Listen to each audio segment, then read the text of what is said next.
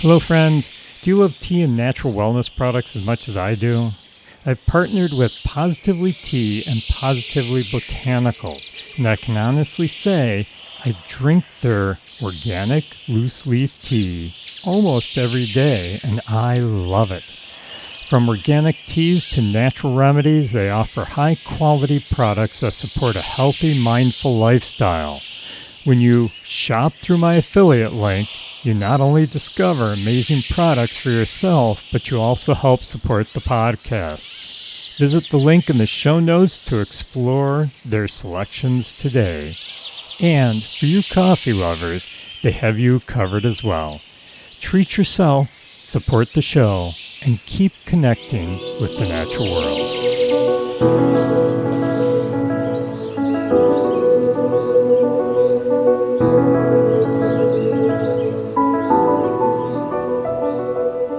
Hello, friends, and welcome back to the Nature Wanderer podcast. I am very thankful that you joined me again today, or I should say tonight.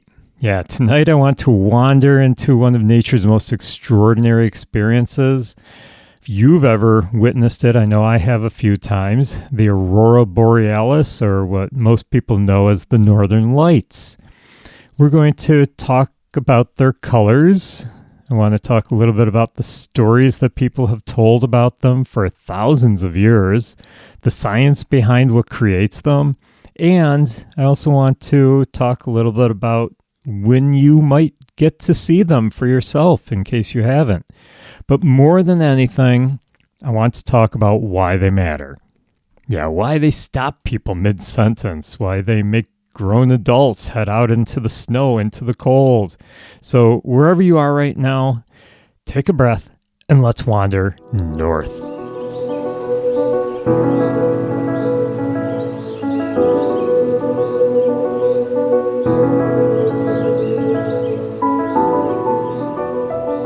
Now, if you have seen the Northern Lights in your lifetime, you probably remember it. I know most people remember the first time they see the Northern Lights. I know I do.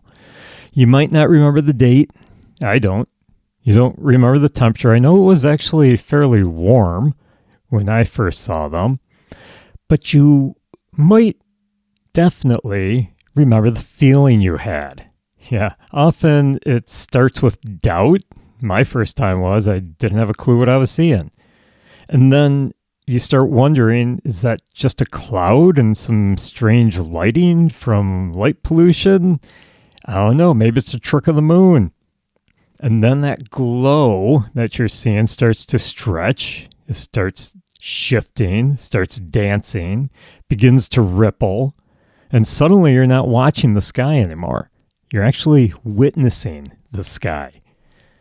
Yeah, people are often amazed when they first see the Northern Lights. Even if I know, even though I've seen it before, I've seen it several times, I still am amazed every time I see it. And I look forward. I actually try to watch for when it's coming, when we might have it.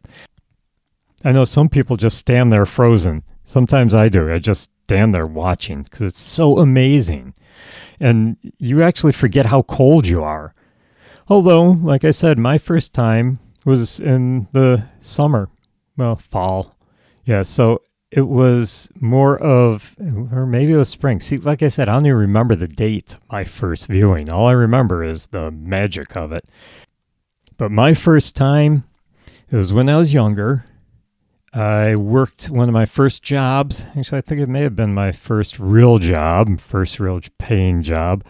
Other than doing little chores around the neighborhood for neighbors. But I worked at the East Aurora Country Club. Yes, a very polluting place. Yeah, country clubs use a lot of chemicals, too much water.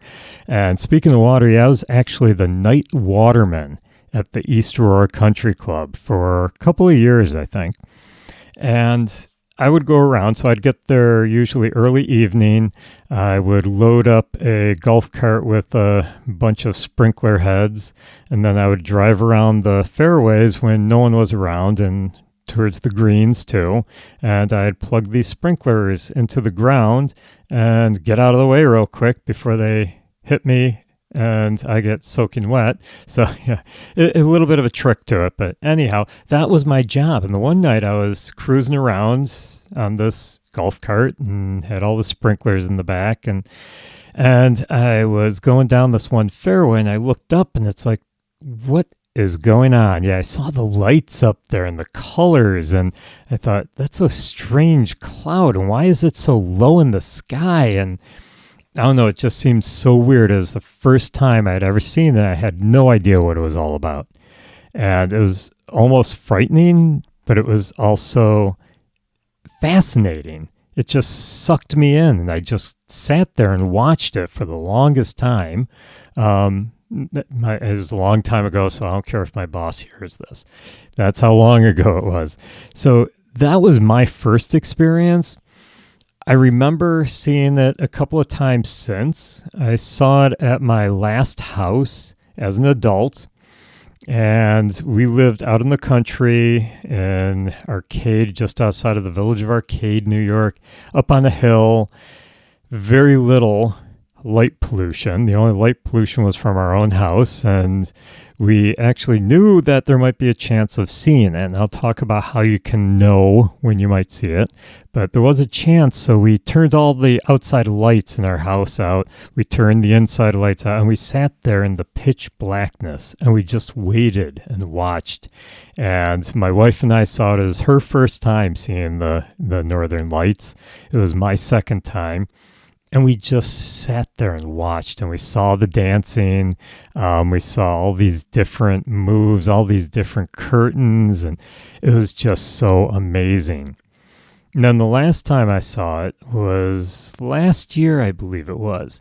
Last year it was at my new house in Orchard Park, where we have no property at all. Yeah, it's small quarter-acre piece of lot in the middle of a development, and we have a lot of trees in our backyard, so we have like one little window between all the trees that we sat there and we watched in that window, and we did get to see it.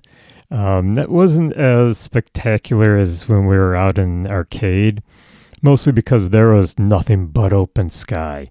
You could see the whole thing. Is just amazing out there. So I have seen it 3 times, and every time I'm still amazed. I still keep an eye out for when it might happen again. And I have gotten up in the middle of the night to try to see it. I've bundled up some nights, depending on what time of year it is. So anyhow, let's start out with what makes it so amazing, which is the colors. So let's talk about those colors. The most common color that you will see in the Aurora Borealis is green. It usually appears about 60 to 150 miles above the Earth. And you're thinking, well, that's so far up there. How on earth are you seeing it?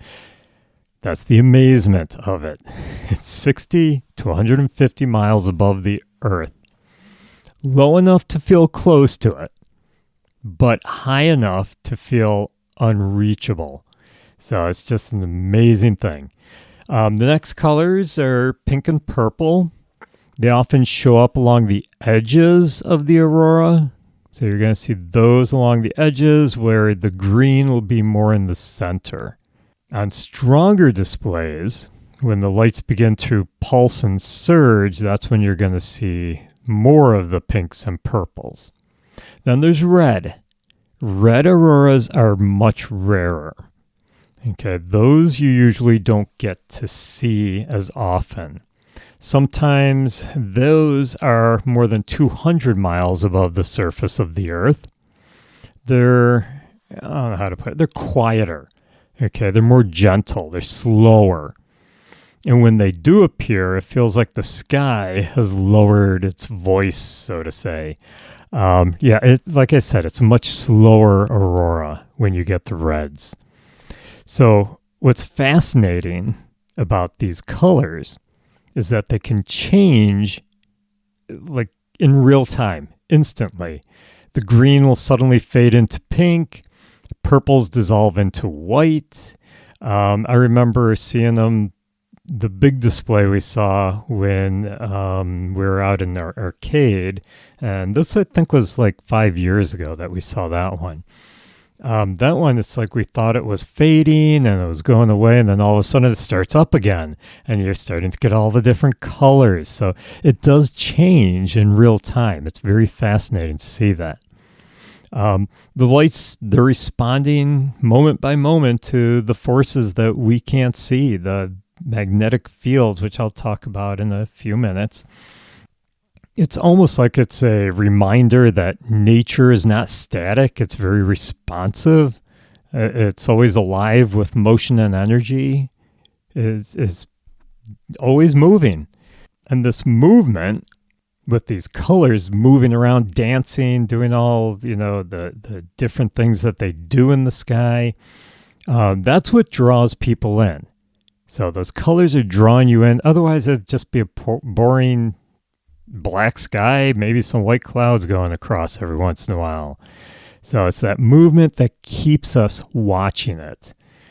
Now, the northern lights don't just glow, they also ripple. They will fold over on themselves, and sometimes they'll race across the sky like a silent storm happening. Yeah, sometimes they appear as long arcs stretching from horizon to horizon. Sometimes they'll look like curtains, which I've seen that one. That's pretty cool. As if the sky has been pulled aside.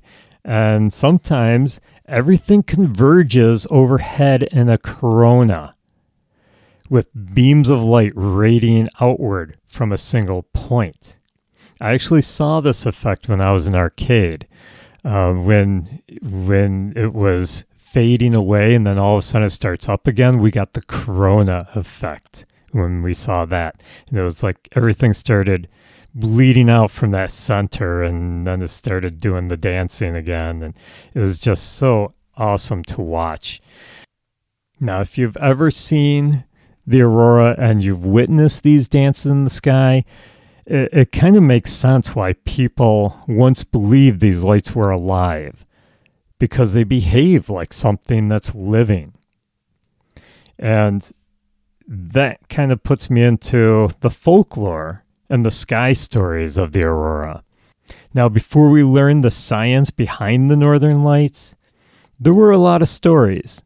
And honestly, even after the science, the stories still continued on. The Sami people of northern Scandinavia, we talked about this group in my Santa's Home episode, but they actually believed the aurora was powerful and deserving of deep respect. They avoided waving and whistling under the lights. And the reason for that is they believed it might draw their attention in dangerous ways. They didn't want to get hurt by them, so don't draw attention. Sneak past them. Yeah, that's how powerful they felt the aurora was. In Inuit cultures, the lights were spirits of the dead, sometimes playing games in the sky, sometimes guiding souls. Some stories describe the lights as ancestors moving just beyond reach, watching over the living. Now, Norse legends saw the aurora as reflections from the armor of Valkyries, leading fallen warriors to Valhalla. And in Scotland, the lights were called the Merry Dancers. I kind of like that name for them, the Merry Dancers. Fits well if you start seeing the dancing lights. It's not ominous. No, they didn't believe they were very ominous. They thought they were very joyful. A celestial celebration is what they would call it.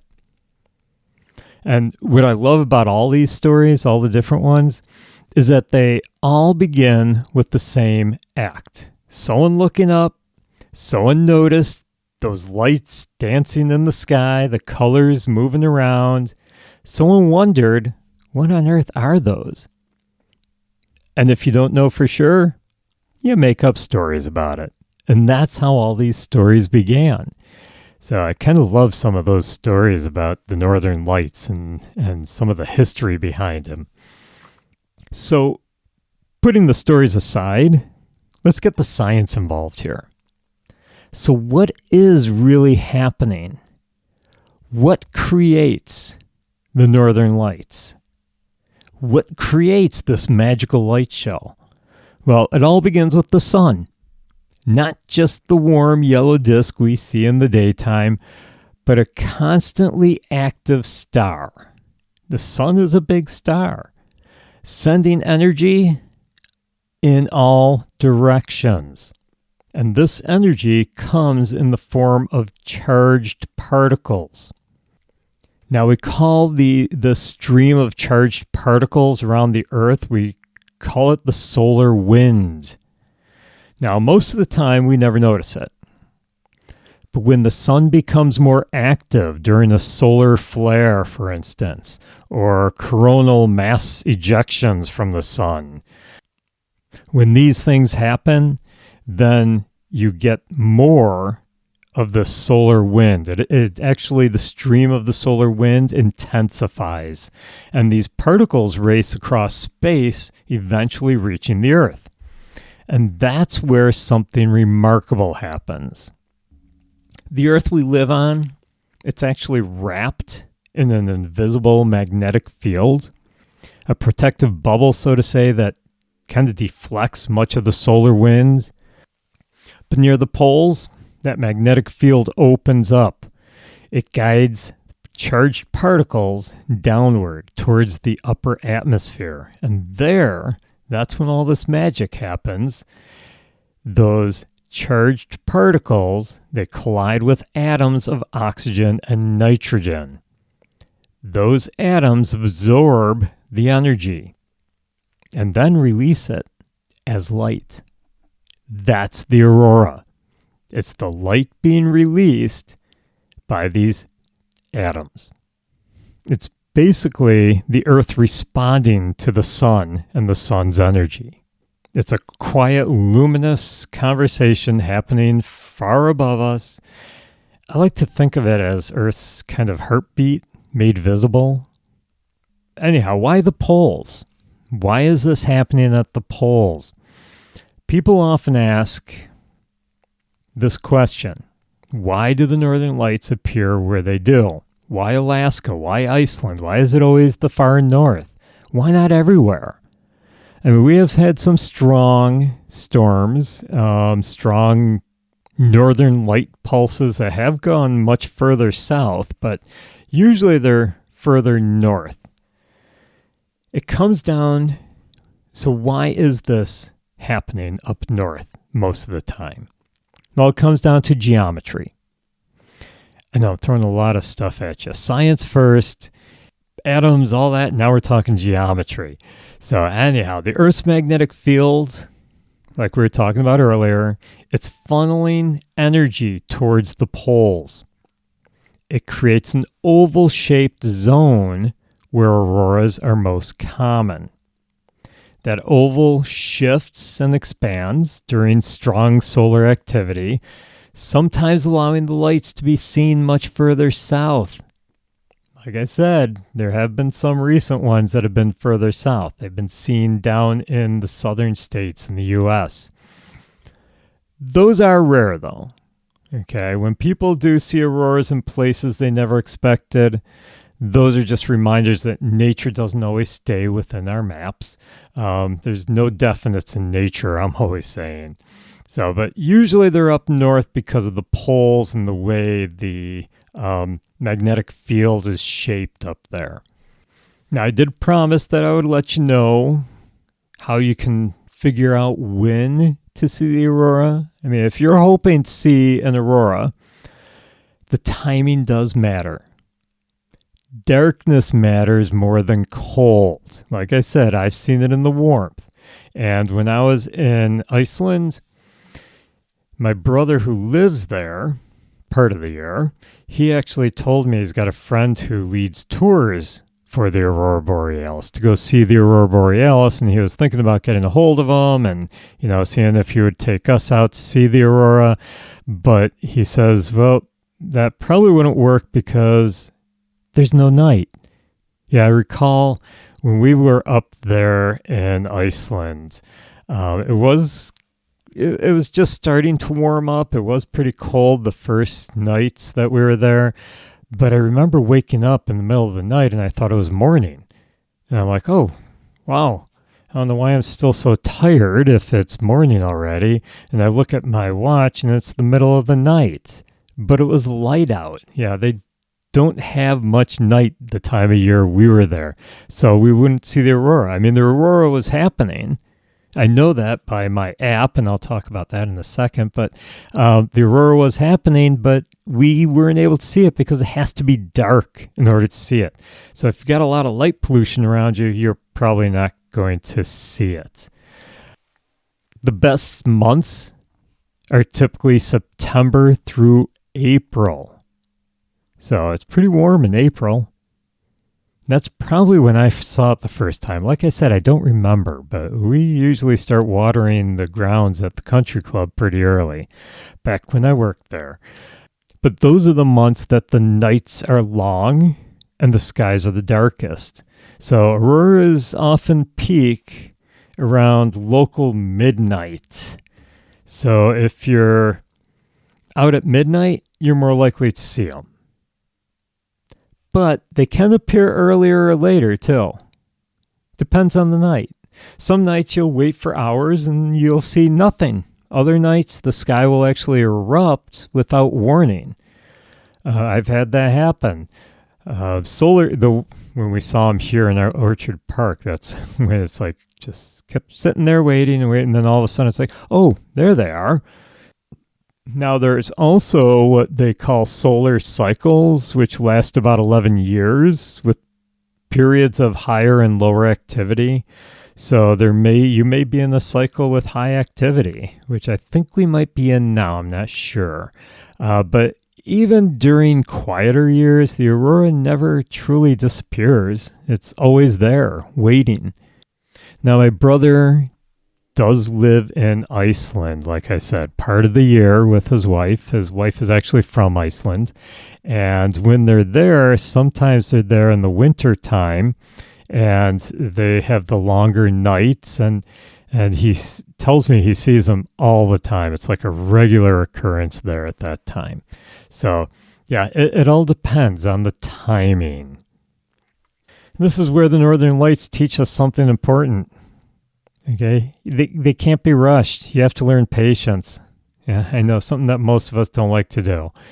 Patience. But you can check forecasts. Watch solar data. Maybe you want to travel thousands of miles to see it. Yeah, they do have places up in the Arctic that you can rent with these wide open window domes on them so that you can watch them all night right from your room. And, well, depends on how badly you want to see them. And even then, you still might have to wait. Yeah, standing in the cold, watching the stars, listening to the wind, hey, that doesn't sound bad either. So even if you don't get a chance, that maybe the forecast says, yeah, there's a good chance of getting the aurora, but you don't see them, you still had a chance to sit there quietly, relax, and enjoy nature at night. So don't count it off as being a bad experience. But hopefully you do get to see them if you check. Now, what I do, I actually have an app on my phone, and you can download them. There's a couple of them out there. I've seen a few of them where they have Aurora Borealis predictions. So they'll show you where the aurora is floating around, and they'll show you how close it's getting to your location, and they actually have a percentage, and I know mine will say you have like 0.1% chance of seeing the aurora tonight. Hey, it's not zero, but it's not great. I usually won't go out unless it's a good chance that we're going to see it. And if it's a good chance, usually our weatherman on the local television station, I think he's a sky nerd too, but he's usually telling us when the aurora is very likely to be seen. Now, I will try to put a link to the app for doing the aurora, for seeing the aurora predictor. I'll try to put that in the show notes, so check out the show notes. But anyhow, if you're lucky enough to stand beneath the northern lights, here's my advice. Don't rush to document everything. I know my first time, my second time, I really didn't do a lot with taking pictures. I did take some the second time, but not right away. Okay, I didn't need to document it with pictures or videos. I did get some pretty good videos at one point, but don't rush it. You have to let your eyes adjust, let your body settle, and start noticing and enjoying first. Then you can start documenting it. When you do document the aurora with photos, especially with your camera on your phone, you're going to be amazed. Photos are wonderful. They don't catch the feeling, but they actually brighten the colors. It's just the way that the cameras are designed. They can pick up those colors better than our naked eye can. But just remember to enjoy them, because you enjoy the feeling that you're getting when you see them. Don't be so quick to grab your camera and document them, taking videos, taking pics. Yeah, get those. It's fun to watch and remember. But also spend the time enjoying the lights. It's amazing to see. To me, I mean, the northern lights are kind of like a reminder that Earth is not isolated. We're connected to the sun and the rest of the universe. It's kind of like invisible forces around us. It's connected to rhythms unfolding beyond our daily concerns. They remind us that science and wonder are not opposites, and that understanding something doesn't make it less magical. I'm a strong believer in we fear the things that we don't understand, but I also believe that when we understand them, those things can still be magical. Just because there's science behind them doesn't mean there isn't magic behind them too. And that sometimes is the most powerful experience. So even if you never travel north, even if you never see the aurora in person, well, I'd like to thank you for joining me tonight. Even if you never travel north, even if you never see the aurora in person, I hope this episode at least encouraged you to maybe get outside at night, notice the sky, enjoy the calm and the silence of the night. Because, I mean, wonder doesn't belong only to rare places. It belongs to anyone who slows down enough to notice. So thanks for wandering with me. Until next time, keep looking up and keep exploring the nature around you.